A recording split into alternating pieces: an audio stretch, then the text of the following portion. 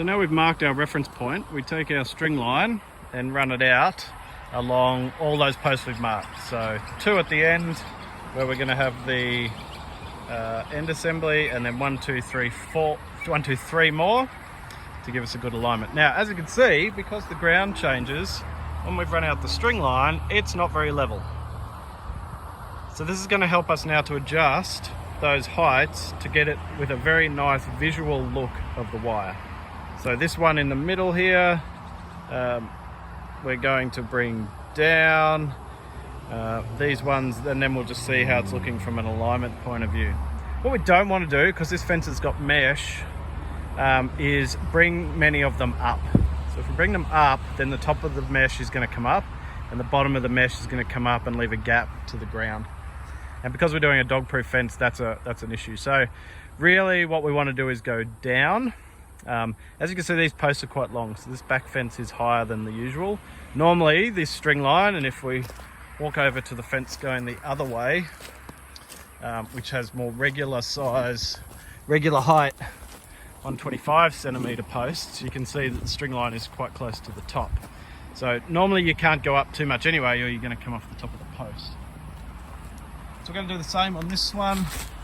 You can see it's a little bit better, but the posts, because we measure up from the ground as we get the posts in, they're just not, the tops aren't all exactly in a line. They're in a line, going this way for the alignment of the fence, but as far as the verticalness, they're not quite right. So the pink string line helps us to do that. We could do it over the whole length, but we'll be able to do that later with the actual wire.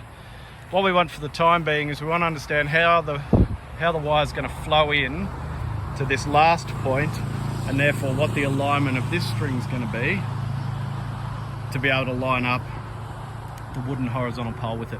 It's very important that that lines up both visually and also for a strength of the assembly point of view. So we're going to go along now and just basically drag those strings up and down the post, look from both sides, look from the end, and try and get into a nice alignment. And the alignment doesn't have to be a straight line, but it should be a nice flowing curve and not have any big ups and downs and changes of direction, so it flows nicely with the land. Now, as you can see, what I've done at the end with the string line is it's wrapped around and round and round. Rather than do a knot, if you just keep wrapping around and round and round a heap of times, it'll hold it tight enough. And then I've gone around each post. So rather than just run along, this is actually holding it right on my marks that you can see there.